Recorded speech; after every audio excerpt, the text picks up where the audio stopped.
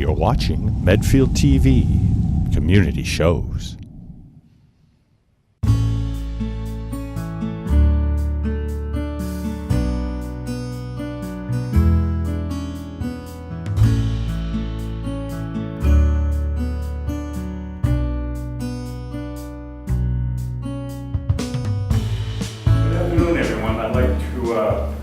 Welcome you to this presentation on alternative medicine. My name is Rich Ryder. I am on the board here at the Center at Medfield, and it's a real pleasure to present to you, or have presented to you, this presentation. I'd like to introduce Jennifer Richmeyer, who is the Community Service Representative for Metro West and the Worcester community. She'll be saying a few words before the presentation starts. And then Ann Mazzola, who is the nurse at Home Instead Senior Care and the nurse health educator. So I'd like to welcome you to the Center at Medfield, and thank you very much. Thank you. You're welcome. Thanks for the introduction, Rich. Yes, my name is Jennifer Richmeyer, and I do the community relations and marketing for Home Instead Senior Care. So our actual office is based out of Northborough, and then we have a satellite office in Natick. But our territory encompasses all the towns between Dedham and Needham, all the way to Worcester. So our office covers 60 towns. So we have, on any given day, about 200 caregivers and 200 clients. And are you guys familiar with what Home Instead does? Yeah, you provide private duty caregiving services in your home. So wherever your home is, whether it's in your physical home or assisted living or a nursing home, we can send caregivers there to provide additional assistance. So if you guys all received a packet that you can follow along with Ann's presentation. So if you guys have questions about what we do as a company after Ann's presentation, you can talk to me. But thanks for coming. All right. And I'm Ann Mazzola, one of the nurses at Home Instead and also the nurse health educator. My background is in nursing, obviously, and I went from being a neonatal nurse, now I'm dealing with the geriatric set, and I like to tell people I'm a geriatric nurse in both sense of the word. In the meantime, I've also taught at the college level at Atlantic Union College in South Lancaster. I taught at Salter College for a while, and I'm very happy with the types of information that I get to share with you folks, because it's my passion helping people to understand how their bodies work and how we can help them to age gracefully so that we can all lead healthier, happier, longer lives. So that being said, I have a presentation today. We call it dietary supplements, but it's actually on alternative medications, what the industry calls CAMs, complementary alternative medications. And I get asked an awful lot about these types of medications when I'm out seeing our clients, so forth and so on. What I want you to know about them is this: there's a lot of potential in them, but they haven't been very widely studied yet. So therefore, there's a lot of information that's still missing, that we're still trying to find out about. So I want you to keep an open mind as these types of alternative medications come onto the market, but to be a little skeptical about it too, and don't believe everything that you hear. So we're going to go through and talk about some of the more popular medications, some that you should avoid at all costs, and then what do we need to know to use them safely? Because if you take home only one message about today's presentation, please know this, and this is coming from a former pharmacology instructor. There is no such thing as a totally safe medication. And when I say medication, I'm talking about our herbal remedies, our multivitamins, over-the-counter medications, anything that is purported to help you with any type of a physical issue. So with that, let's get going. I'll try to keep this to about an hour presentation. If you have any questions, we can go through them at the end. But again, if there's something pertinent that comes up during the presentation, please feel free to raise your hand. As you can tell, we're pretty casual and like to have you folks all involved and get your questions answered. So, what are dietary supplements? Well, first of all, they're the things that we tend to think about, and I'm going to move this chair because it just happens to be right where I want to stand. There we go. So vitamins, for example, minerals, Herbs, there's a huge herbal market out there. Botanicals, people say we're eating flowers? Oh heck yes, passion flower is something that we use to help us stay calm. There's a lot of different botanicals and flowers out there. Also there's amino acids. These are things known as SAMe. Have you ever seen that? SAMe, and it's supposedly going to help with depression. It can help as anti-inflammatory drugs. So though our amino acids are key as well, as are our fatty acids. Our omega-3s, our omega-6s. I'm sure you heard that these things can be very heart protective if they're used properly.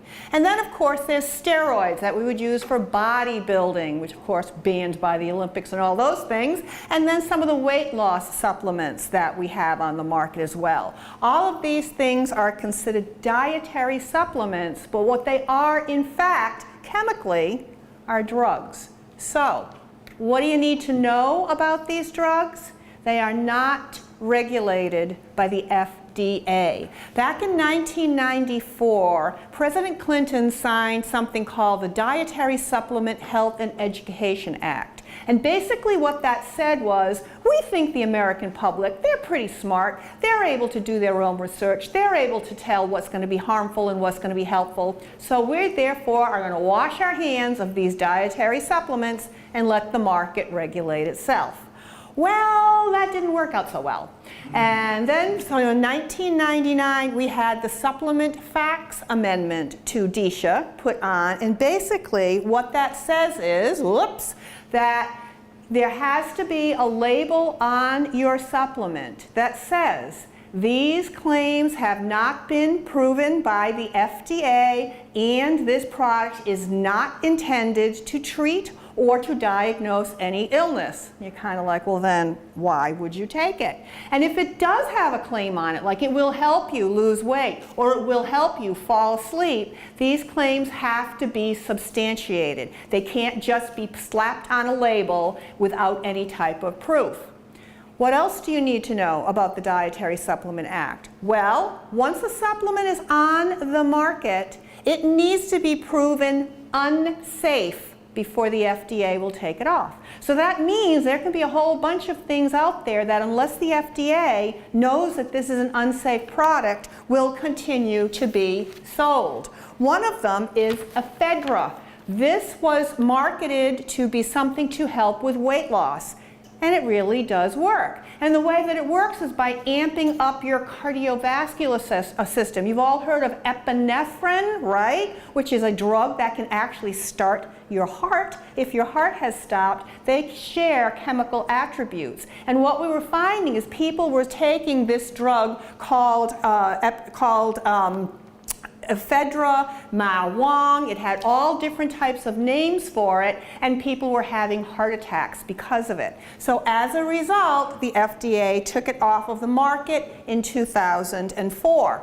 What happened after that is people said, gee, maybe we ought to put a list together of some of these herbal supplements and complementary medications that might be problematic. So Consumer Reports put together what they call the Dirty Dozen of supplements, things that you should avoid. And we've included it in your packet. It says the Dirty Dozen supplements on the handout. And basically what you need to know is it's entirely possible that what these drugs claim to do, kava, known as kava in some of our Pacific Rim nations, absolutely will help with anxiety. It certainly will. But native folks used to use it ceremonially, kind of like we used to talk about the peace pipe, right, with Native Americans. But of course, being crazy Americans, rather than thinking a little bit goes a long way, we started taking a lot of these medications, and in the case of kava, it causes liver damage. And substantial enough, for example, that it's been pulled off the markets in Europe and in other countries. So I'm not going to go through everything on this list, but if you were thinking of taking some of these medications, look them over and see, well, what are the possible side effects? Toxicity, heart rhythm disorders, fainting, kidney failure, cancer. And again, that doesn't mean by taking these things that'll definitely happen to you, but it is something you need to be aware of and not just think that you can take these medications ad lib. Yes? Where can we get a complete list? Oh, you can look on the internet and get a list of medications that are considered problematic. No medication, again, is ever going to be completely safe. Even the list of supplements that are commonly used in the United States that I've included in this presentation can have side effects. I'm going to point out a few of those to you, but they are still available on, in this country. So are these Dirty Dozen. They are available. You just need to do your due diligence to decide if it's worth the risk in taking these things, okay? So your list looks pretty much like this, and it's in your packet. So knowing that there are some out there that are on the face of it problematic and others that may be of benefit to you, what do you need to know to keep yourself safe? Well, first of all, you need to watch out for fraudulent products. I loved this old ad that I found. We used to talk about, oh, that's just snake oil liniment that they used to sell in the Wild Wild West. Well, that's kind of what the supplements market has become since DSHA, a little bit of the Wild Wild West as well. So the actual good news is the medication that you take may not work. The bad news is it may actually cause harm. And you can actually find some red flags the way these medications are promoted that should get you to think twice about whether this is a good medication for you to take. Anytime you see them advertised as breakthrough, magical, miracle cure, new discovery, you want to make sure that you avoid these products, because usually these are things that are being promoted that have no basis in fact. If they happen to have a product claim that says it's backed by scientific study, but they don't give any references, that's going to be a problem for you as well. You'll find that they use pseudo-medical jargon. They will cite small little studies, and you don't want to fall for that. You want to ask, wait a minute, let me think like a research scientist here. Is this a study that is large and randomized? Who paid for it? If it was the manufacturer, you may want to think twice. Is it repeatable? Did a number of researchers come up with the same information? Or was this a one-off situation? And was it peer-reviewed? Where was it published? And also, how recent is it? This could have been something that the study was published a long time ago and has since been found that this information isn't valid anymore. Basic general rule of thumb, if the information about any product is more than 5 years old, you may want to find some more recent information on that. So that's what you're going to be looking for. How do you protect yourself? Well, one of the major things you need to do once you've determined, yes, this is a viable product, there's research to back up these findings, if this looks like something that I may want to try, make sure that on the label it says USP or there is some other certifying agency. USP stands for the United States Pharmacopoeia, and this is the agency that is going to certify that the drugs that the FDA does manage are indeed valid, and what you see on the label is actually in the bottle, in the dosage that it states on the bottle, and will actually dissolve in your stomach and not pass through like a blob of clay. So the FDA uses the USP, and there are a number of those certifying agencies out there as well. Please remember that natural does not mean safe. I know that mushrooms are natural, but I'm not going to go out into the woods and pick myself a slew of mushrooms and eat them, because they can indeed be poisonous. There are a number of plants that have been used for years to be formulated into some of the most powerful drugs that we have, particularly heart medications. So again, they are natural, but they're not necessarily safe. And what you also want to do is consider the source. You want to know who is manufacturing these. Believe it or not, bigger manufacturers like the people at Walgreens and CVS who have their own brands of some of these items usually are a good source because they've got good manufacturing processes already in place. And then you also, again, want to do your homework. Is this something, again, that has been studied? Is this something that other folks have taken and have got good results from that's verifiable? Do know this. The majority of manufacturers out there really are trying to do a good job and give you a quality product. But again, because it isn't regulated, you can't always take it at face value, and you always want to do your homework. Also, be wary of very much cheaper items of the same product. And a lot of times, in order to get those price breaks, they will skimp on some of those manufacturing and safety and purity issues, and you may not end up with the type of product that you think you are actually getting. Do you have a question? Should I have a high level of confidence if the brand name is well known, like Nature Made or Johnson & Johnson? That is usually yes, at least as far as their manufacturing practices are concerned. You should still look for that USP or other certifying thing. But in general, the larger groups like you just mentioned will indeed have good manufacturing processes in place that some of the smaller manufacturers won't have. And that can introduce anything from contaminants to whatever into the final product. So good question. So, what else do you want to do? Oh, for goodness sakes, read the product label. It is going to give you a whole lot of information about how to use the product safely. You need to follow all of the directions. Do you take it with food? Do you take it without food? Are there certain medications or foods that will interact with it and you shouldn't take it? That will be right on the label, or it should be if they are producing a quality product. And please pay attention to those warnings. There are certain cold medications out there that says do not take if you have asthma or if you have heart disease, right? Because it can interact with the meds or it can exacerbate a condition. It's the same thing with these herbal remedies and with these alternative medications.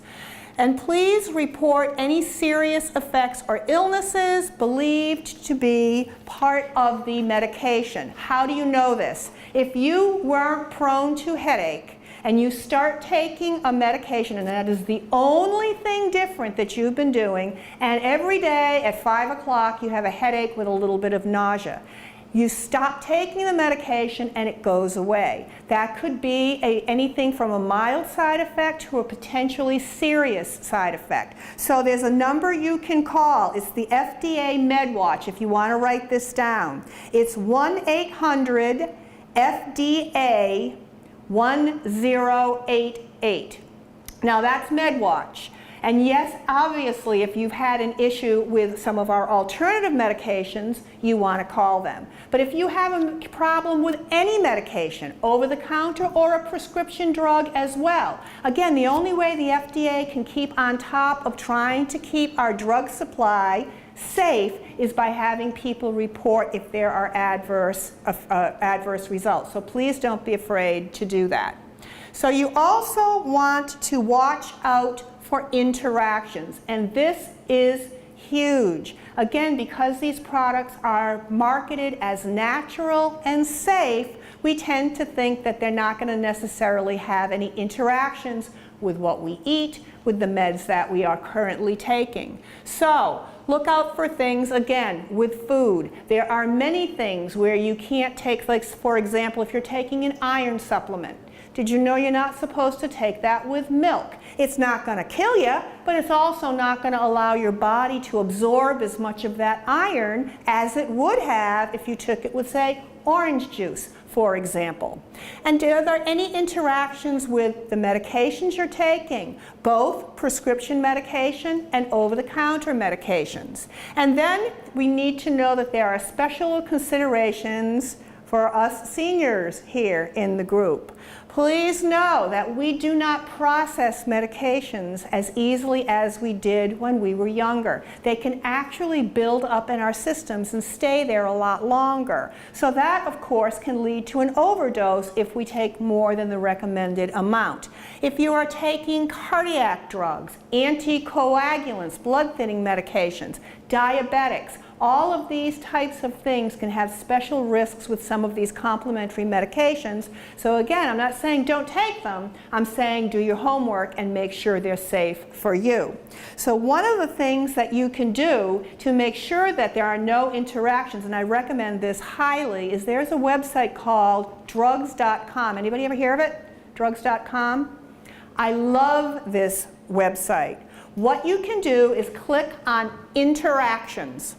And it'll have a disclaimer saying, you know, check with your doctor and your pharmacist, of course, because of course they're going to want you to do that before giving you any information. You click yes, and then what you can do is type in every medication you're taking, over the counter, herbal, prescription, and put them all in that list. It'll save that list for you so you can print it out. You know, every time you go to the doctors, they say, do you have a current list of medications?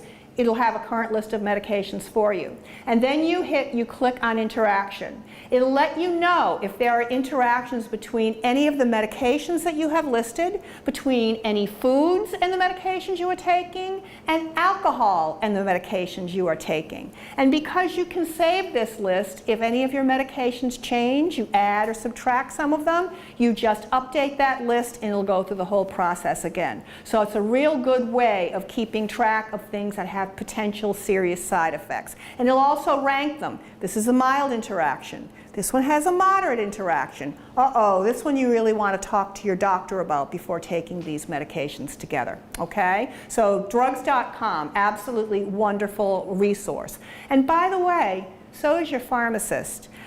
Even though the majority of the drugs that we get, prescription drugs, come from our physicians, and our physicians know these drugs very well, physicians tend to specialize, don't they? And they tend to give out and prescribe the same types of drugs, where pharmacists have a broader knowledge base. So I always tell people it's a good idea to keep all of your medications with one pharmacy. And that way, if something gets prescribed, especially considering a lot of us might have different doctors, you got your PCP, your cardiologist, various different doctors, that pharmacist can tell you if something being prescribed to you is going to have an interaction with something you're currently taking. So check for those interactions.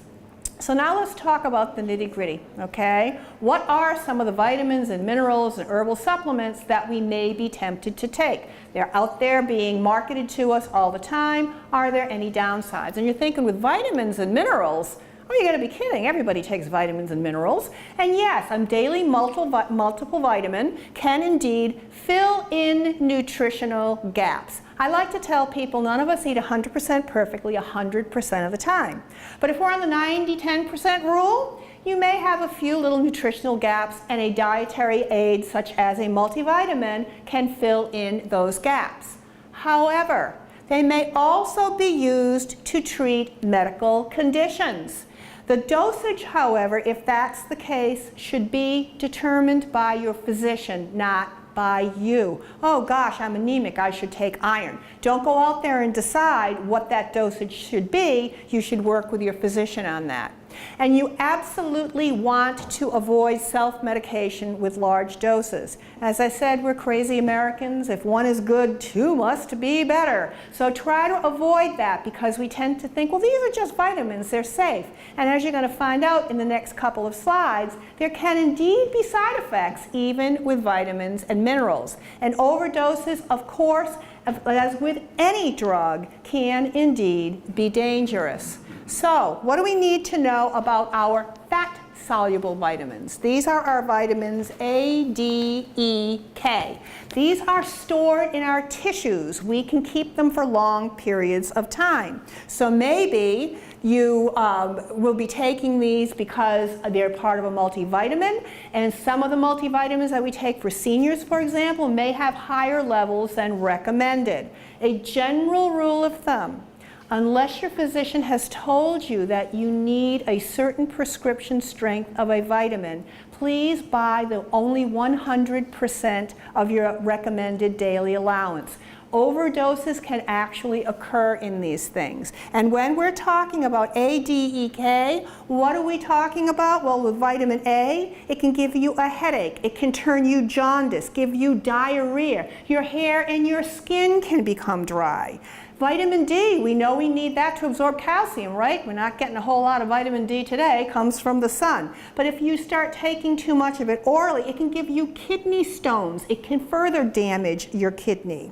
Vitamin E is what helps our blood to bleed. So if you've got a condition that causes you to bleed and you take too much vitamin E, you can prolong your bleeding time. And if you're going in for a surgical procedure, you want to stop this beforehand. You may not think, oh, I know I have to start aspirin, I know I have to stop my blood thinning medication, but you may not think maybe there are some vitamins I need to stop as well. Vitamin K, as we know, is our blood clotting vitamin. And anybody who's ever taken Coumadin, Warfarin, or some of those blood thinners know you got to watch your diet, right? You don't eat a lot of dark green leafy vegetables that have a lot of vitamin K in them because that can cause your blood to clot. So watch out for those. Watch out for your water-soluble vitamins, which means we don't tend to store these in our bodies. So you think, oh, what the heck? I'll just pee them all out if I drink enough water. Well, to some extent that can happen. However, some of them, when you get too high of a doses, like vitamin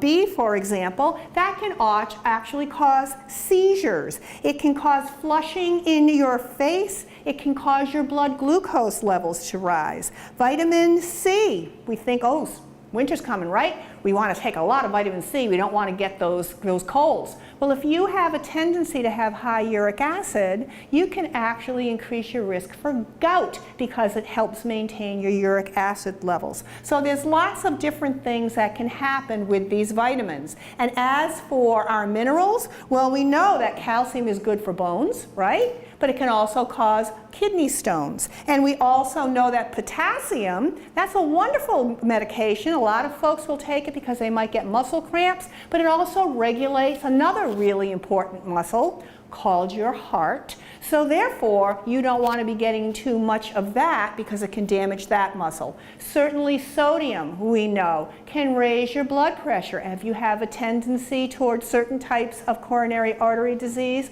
or certain types of arterial sclerosis. So bottom line, there's no such thing as a totally safe vitamin or mineral. And I want to spend a little time talking about antioxidants. All you have to do is listen to late night TV and they talk about antioxidants. They are really wonderful. They are anti-aging. They got to stop the aging process. Don't we wish? Well, what they really do is inhibit your cells to break down. So yes, in that sense, they can keep cells from aging to a degree and keep those cells around longer. It counteracts what we call the free radicals, which are things that cause our cells to age and die. Where do we find them? We find them in vitamin C, E, and beta carotene. And we find them in the minerals copper, manganese, selenium, and zinc. But here's what you need to know about your antioxidants. They work better in food. You're like, well, why is that? Because I've had people ask me in the past, you know, if I get calcium in food and I take calcium in a pill, what's the difference? Well, there is no difference. Calcium is a chemical, and calcium is calcium is calcium. But here's why they work differently. When you take it in a pill, you may be taking a multivitamin. And if you're taking calcium and that pill also contains iron, they're going to fight for absorption into your system.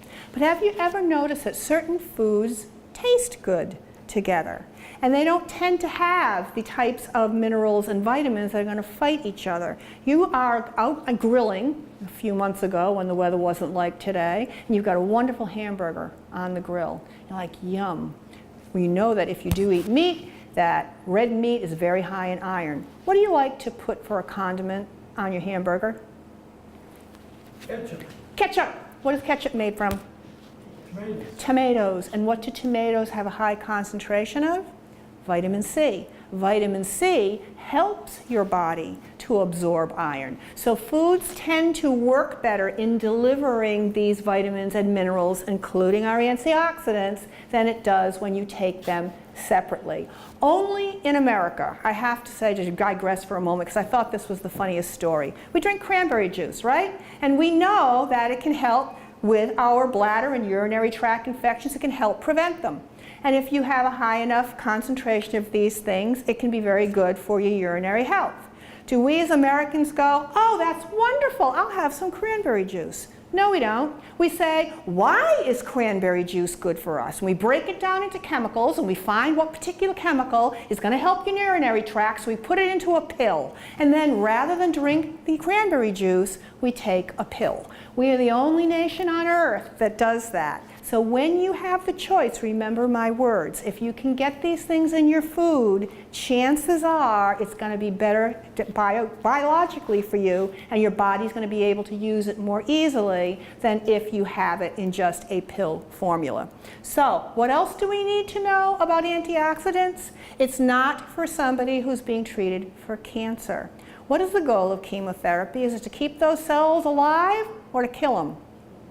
It's to kill those cells, right? So the last thing you want to be doing is taking some sort of a substance that can keep cells alive longer, when the goal of chemotherapy, of course, is to get rid of those cells. So, common dietary supplements, their uses, side effects, and cautions. If you guys look in the back of your folders that Jen gave you, you'll see that you've got these things. There's a couple of them that I want to point out to you, and their warnings. Again, these are, it's 2 pages, and these are things that are most commonly, as of right now, that people are taking as dietary supplements. One of the things that's very common is black cohosh, and these are for folks who are in their 40s and 50s, women who are going through menopause, don't want to take any of the medications that are currently out there, and they take this to deal with these symptoms. It can also cause bradycardia, which is a slowed heart rate, and again, with that cancer caution that I mentioned, you do not take it if the person is taking estrogen or has a history of breast cancer.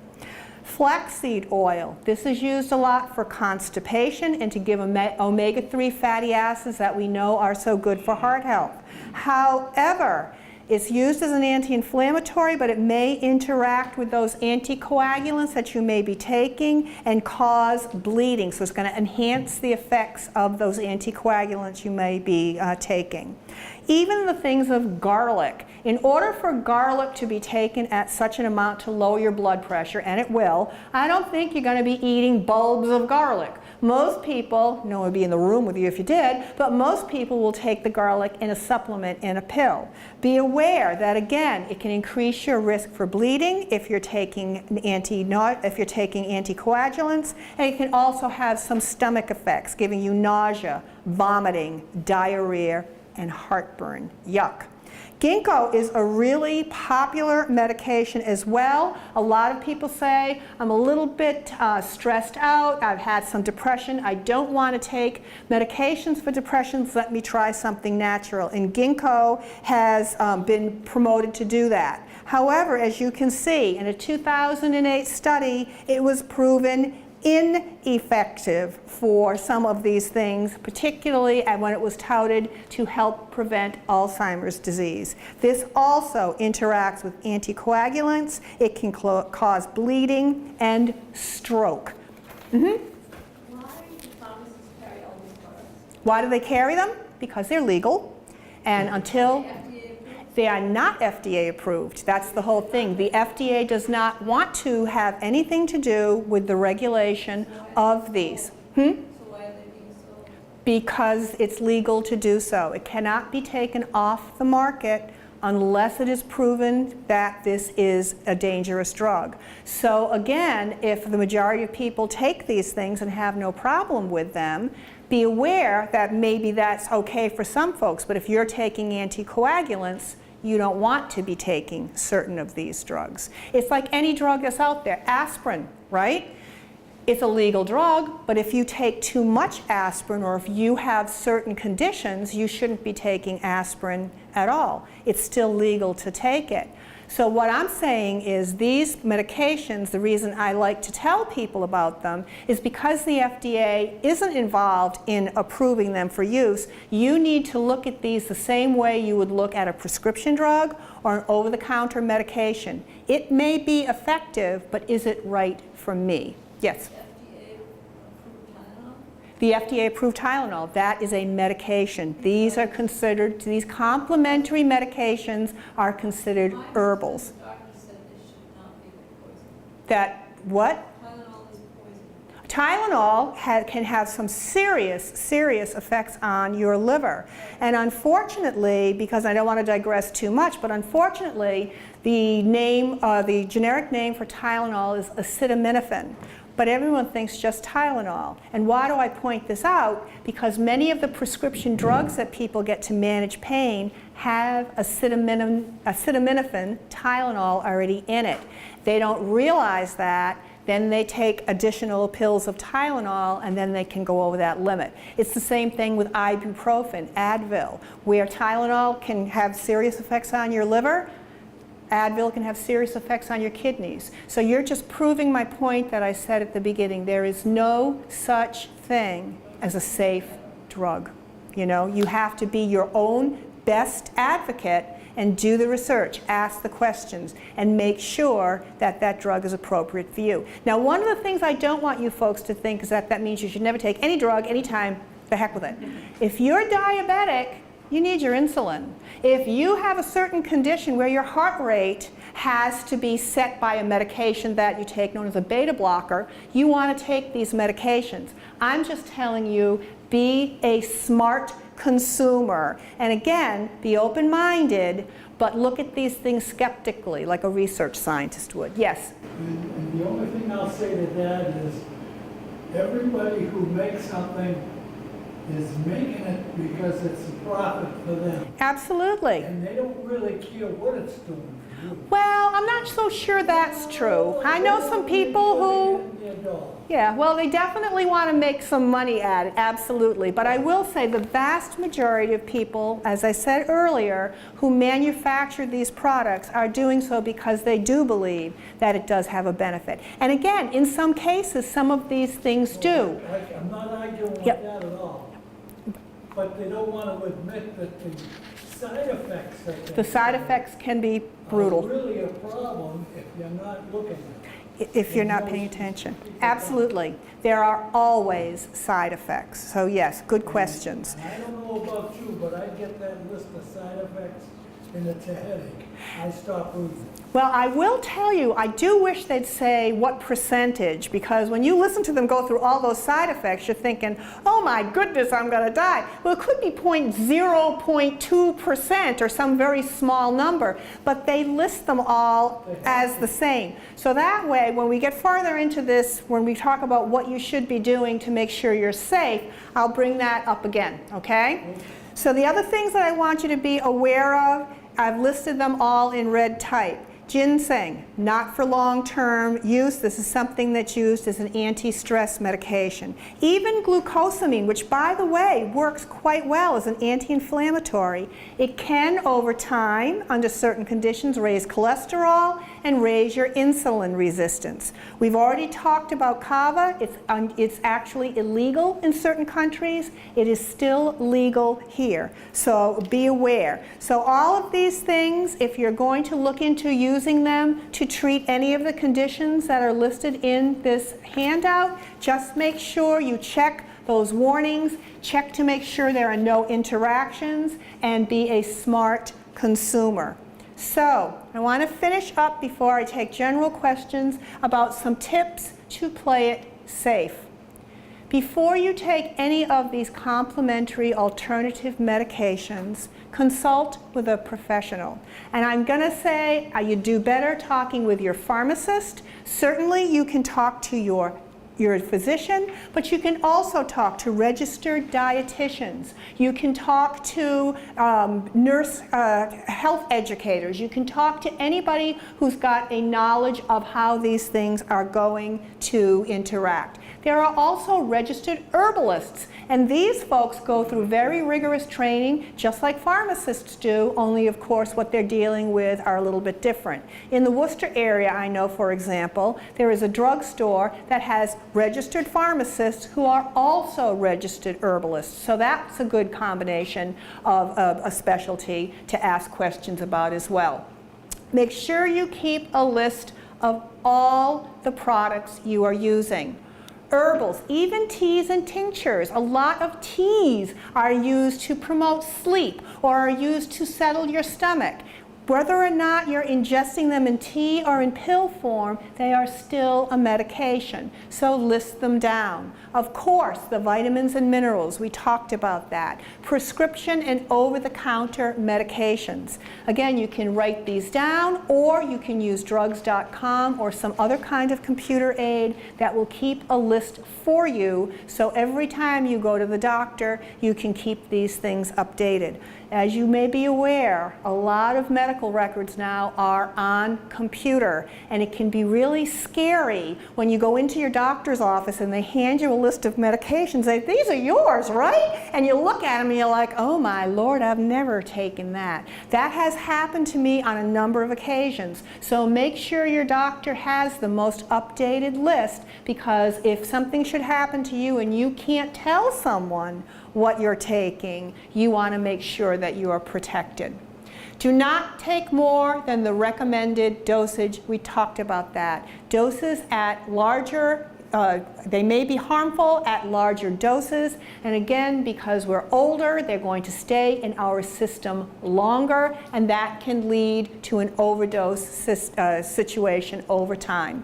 All products should carry the lot number. So if there's a recall, not just on lettuce like I know we've had over the summer, but on medications or whatever, you will know, oh my goodness, this particular medication manufactured by this person, this is the lot number. It should have an expiration date. For the most part, a lot of these expiration dates are set to 1 to 2 years after manufacturing, and some of these meds may last a lot longer than that. But I'm going to tell you to, unless your pharmacist tells you differently, err on the side of caution. Some of these medications, even unopened in a bottle, will get weaker over time, but some of them will get stronger. So you'll actually be taking more of that medication than you think you're taking. It should also have the manufacturer's name, address, and phone number. So should you need to report it to MedWatch, you'll have all that information available for you. You want to avoid products that claim to be able to cure a disease or condition. Remember, in 1999, the amendment to DSHA said that they cannot put that on a label unless indeed they have scientific studies to back that up. Store products away from young children. Some of these things look like candy, and even if they are, quote, all natural, like we said, natural doesn't mean safe. And speaking of children, they, like us older folks, do not process meds the way that an adult does, so do not give any herbal remedies or complementary medications to a child without checking with the pediatrician. Do not take products with alcohol without first checking for interactions. A lot of medications that work on your central nervous system, which is what alcohol works on, when you have 1 and 1, it doesn't equal 2, it equals 3. So especially if you're going to be operating a motor vehicle or heavy equipment or whatever, make sure you know what the ramifications are with alcohol. Again, drugs.com will tell you that as well.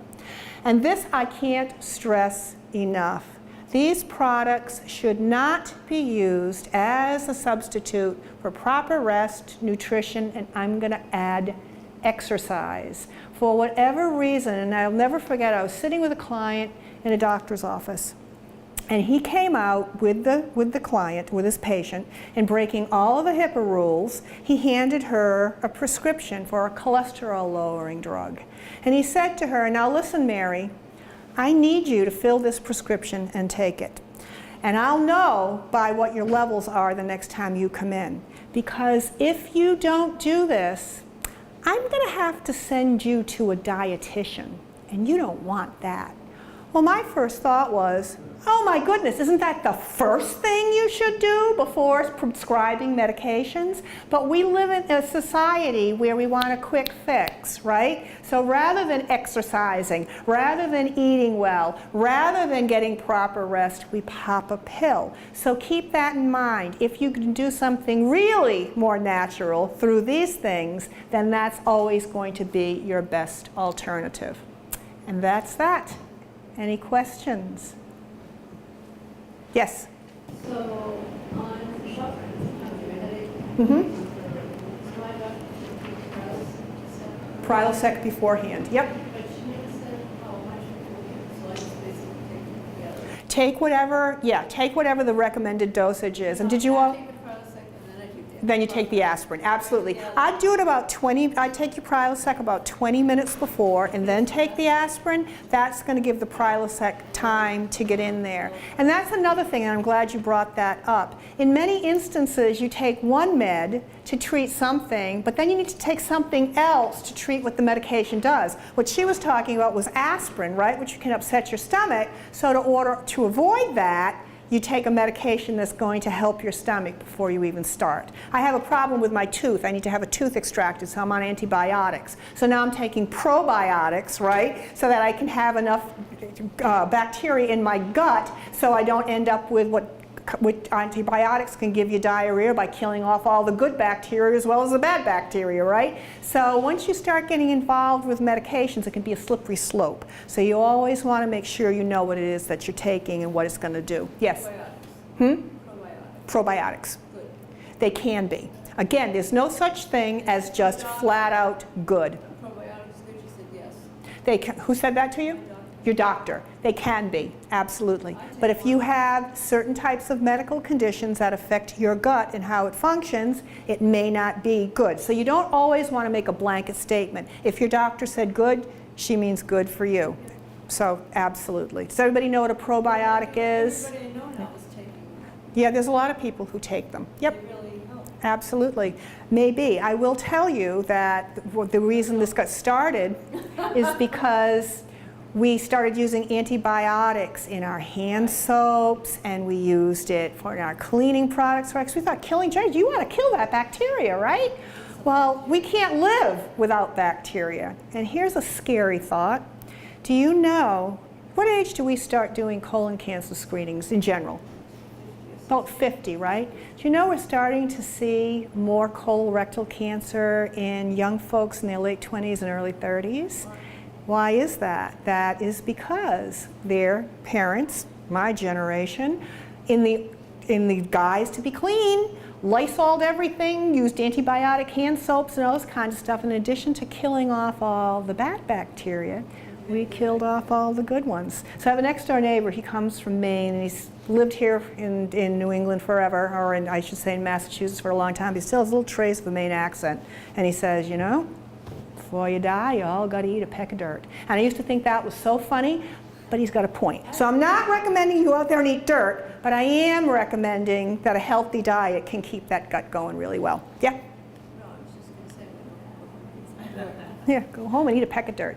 So any other questions? I've heard people say that before. Absolutely. Before you die, you should Got to eat a peck of dirt. Yep, absolutely.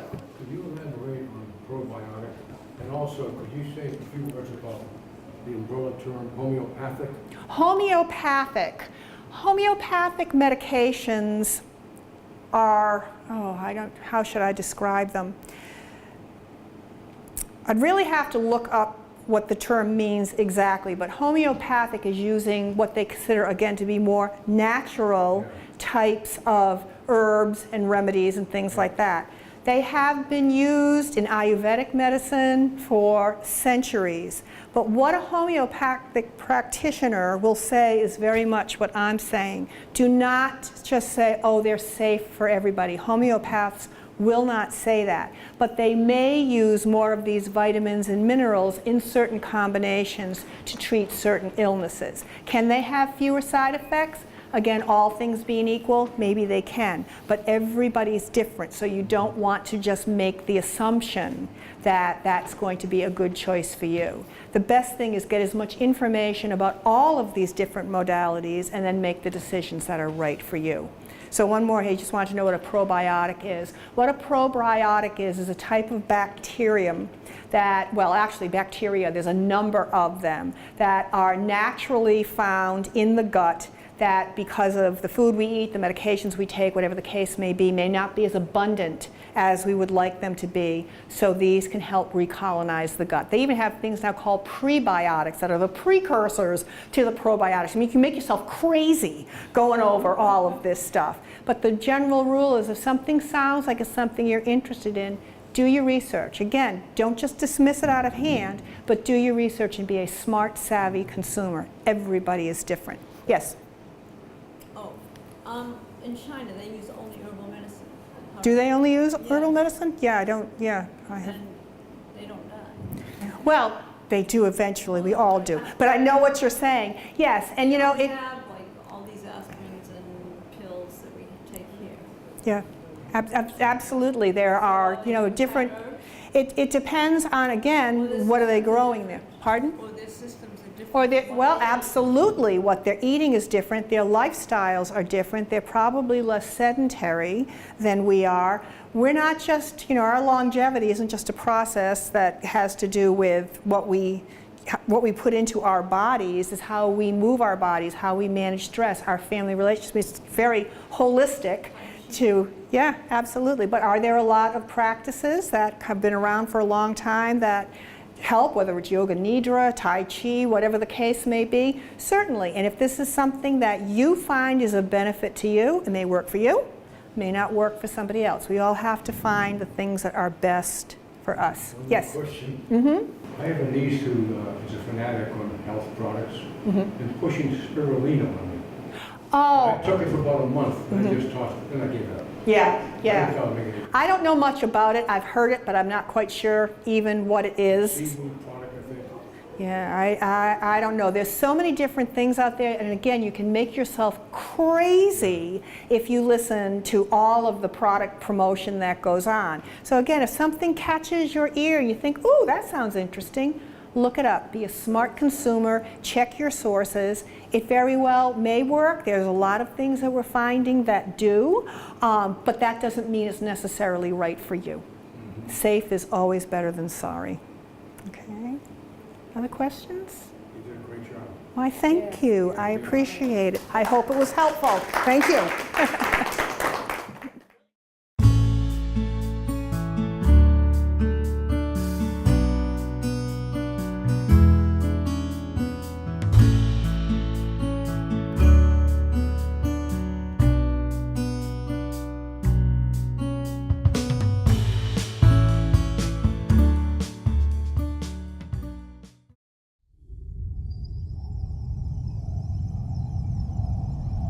You're watching Medfield TV, community shows.